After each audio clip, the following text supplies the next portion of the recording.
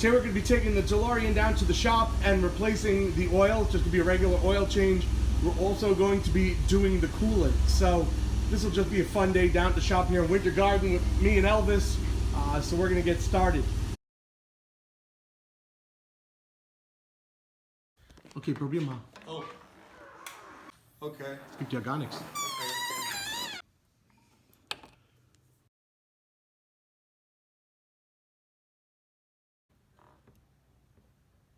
Open. No way. No way. No way. Before we drive this car, I'm taking this piston out. I really don't want to close the door with this thing. I got John's pistons on the way. We're going to be trying those out. I really actually feel more comfortable putting my broken piston back in and pulling the door open myself than letting the door close under the pressure of this. Ist richtig?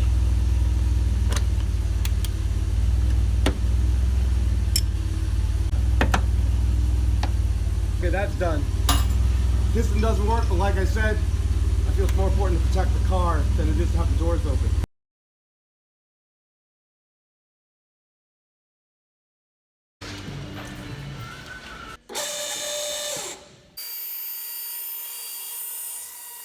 Have a look, quick inspection, make sure everything's looking okay. Everything's looking fine. I don't see any harsh shows. Uh-oh.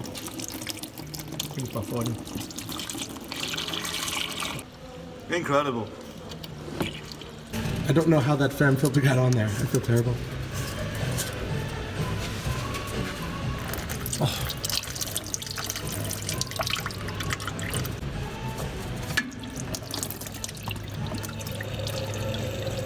We have a separate thing for the coolant, a separate container, so let's just do the coolant and come back to this later.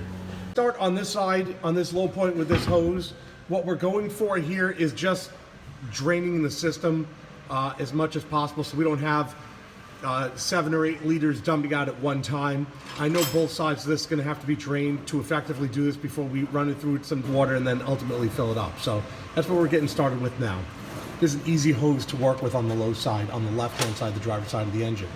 We're in no rush. We're not trying to make a mess. A couple of turns with a screwdriver, open up the system.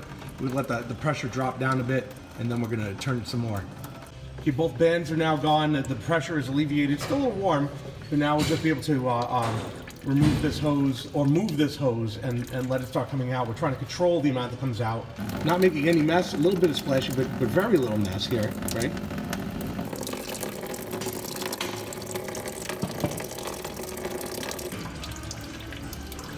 And for those wondering if we're pulling the plugs on the engine over here, no, we're not going to do that. I'm looking at the coolant that's coming out of here. There's no problems with this engine. I'm not putting these plugs out. I'm going to flush it, and come what may, it's good enough for me. Open up this hose on the other side. Blessings.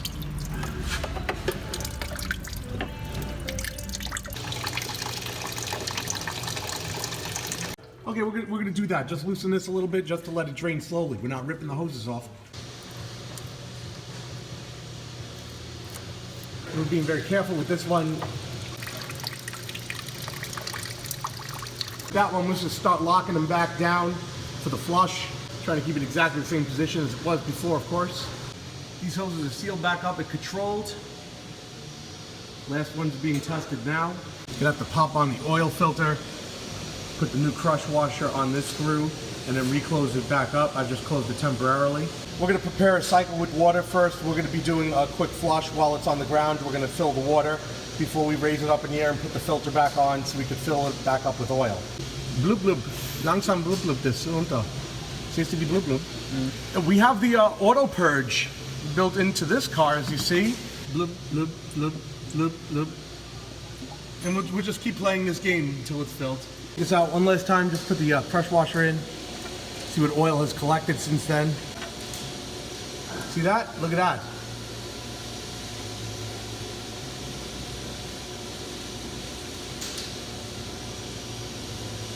I like to let my car sit a good long time when I drain my oil. Because so much comes from the top end. If I had more time, if we weren't doing coolant, I'd let this car sit till after lunch. A little bit of oil for the rubber gasket.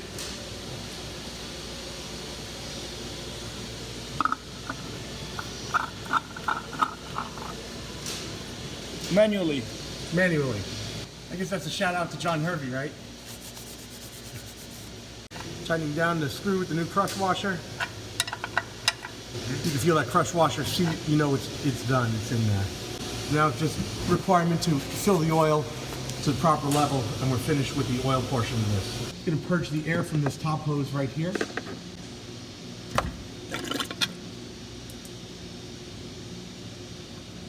As we fill it up, we'll keep doing that. Oil fill time. Fill the oil, it's sitting at the top line, but the filter's still empty, so we're gonna see what happens after we run it. Should come down a little bit, should be fine. So we're gonna move back to the water now.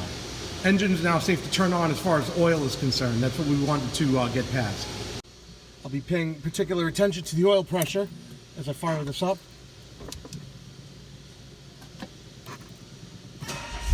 This is only required to run long enough, really, that we wanted to check the oil level now that it's circulated into the filter. So we're going to stop to do that now. Probably put in a little drop more and then leave it there. But you can see the oil level drop from the top mark now that it's filled up in the oil filter. But yeah, we're in a good place. Back on. Here we go. Ran the car, got it to temperature. You got both sides of the hoses here are hot. When I hit the gas, I could feel when I give just a light squeeze, I could feel the pressure increase.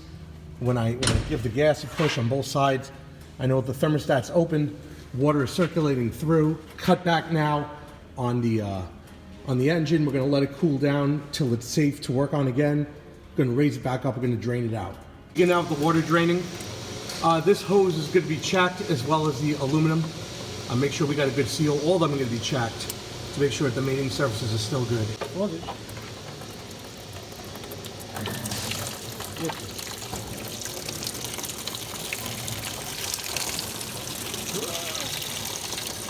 Make a good inspection of the pipe and the hose now.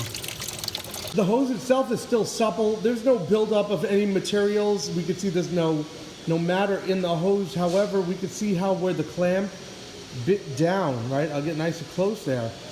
It has deformed the hose, so if it's not situated exactly as it was previously, then it's gonna leak. And I think this comes from crappy clamps more than anything else. See, looking at the inside of this clamp, it's very unfortunate, these clamps that I chose, but that was like a long time ago, what that did to the hose. Now removing the hose from this side.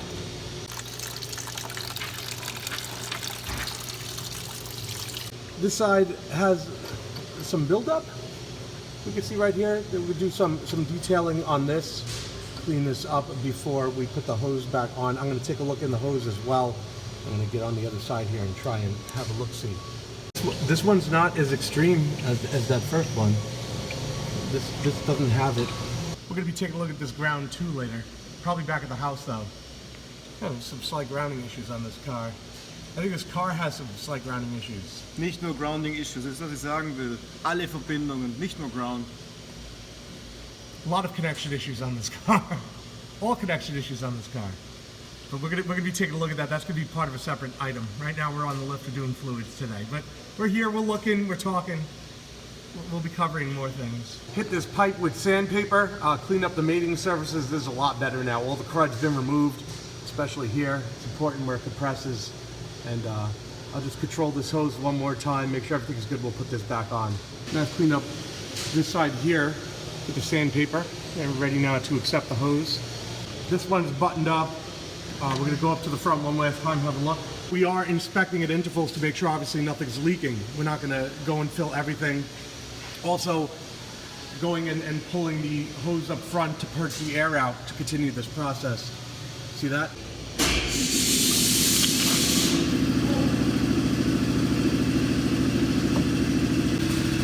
As we do that, we add equal part water to what we've added for our coolant. This is concentrated coolant.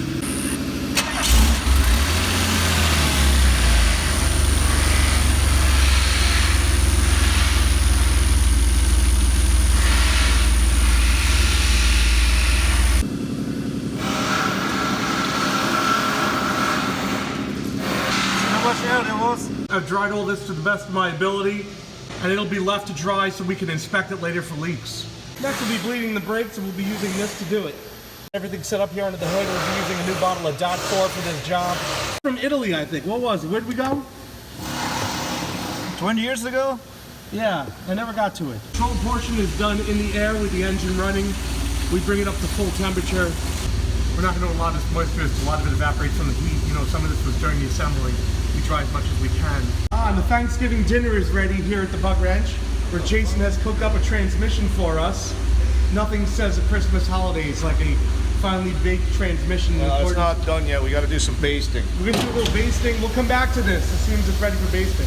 Okay, we're at full temperature. This is dry. This is bone dry now. This one here, we knew that this was dry from last test. We're good. We're going to start by pulling all of the old oil out of the reservoir.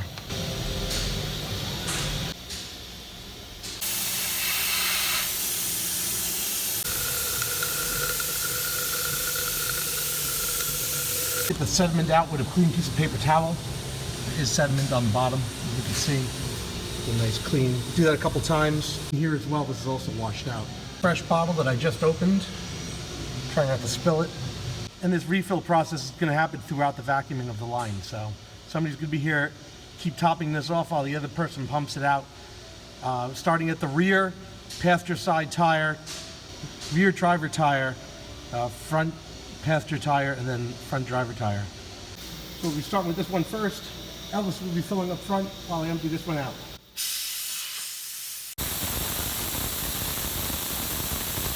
Also pulling back the brake pads and pushing it back in to get all the mixture out of here.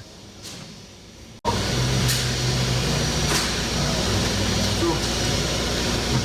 Drauf. Und so. Oh, ich drücke die Säure raus. So. Auf. So. So, noch einmal auf. Und so. Gut.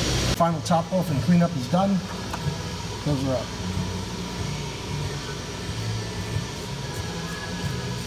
Glass back on, and then our dust cap. We're done. Cool. My items from John Hervey has arrived. A couple of extra oil filters, as well as a complete piston kit for the entire car. So I'm going to slap these in now. This is 6 pistons here. I don't recall ever changing the trunk shocks here, so this will be interesting to see how they perform. Whatever these original ones are, they got no name on them that I can see. As it would turn out with the original one on the far end, I could get it an inch longer or an inch shorter with the replacements. That's not to say the one on the far end was correct. So what I'm going to do is remove one of the shocks in the rear on the trunk and see if one of those is sized closer, and then I'll know exactly which one to do. Got everything secured. I'll take out this one. Well, I do know that the back one is the shorter of the two, so that's a start. I don't know how much pressure they're supposed to have, but I could easily push them with my hands. The back ones are not holding up the rear anymore. What a difference. Watch this. Here's one that barely stayed open before. Now I could... Has a cool sound too when it opens. I'm going to call that one success. This one would stay open, but you had to bring it all the way to the full open position for it to stay open, right? This wasn't as bad, but here we go. I'm still pulling up. Now I'm stopping. So yeah, that's definitely an improvement. If you had a keen eye, you will notice that I had put these in backwards. I have since reversed them. We'll see how it opens now.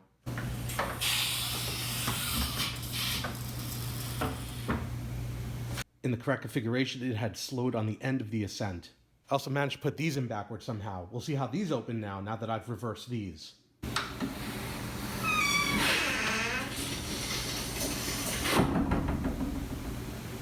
In this configuration, provides for much softer ascent. I believe this to be correct. This is the one I've really been waiting for. Let's do this now. Here's the old one that had no pressure at all. This was just a placeholder because I didn't want that DMC one in there. So I've removed that now. I'm going to put the new one in. Just having the door stay open by itself is a relief. Coming off the tripod for this, I got to show you the before and after. I'm going to go back and forth in this video so we could see this. So I'm going to open the door. I'm going to back away.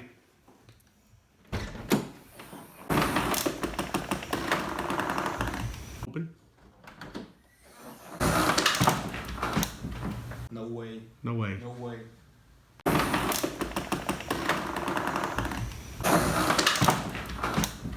No way. No way.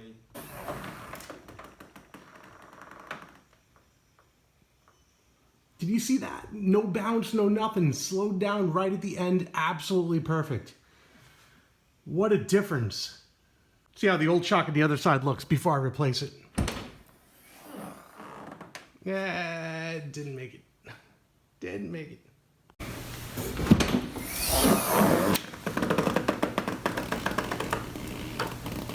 Perfect. I'm going to end this Delorean tech video here, reminding you to change your fluids regularly, especially your oil, and not all door shocks are the same. Again, hope you enjoyed it. Thanks for watching. Thanks for watching. Would you like to reply?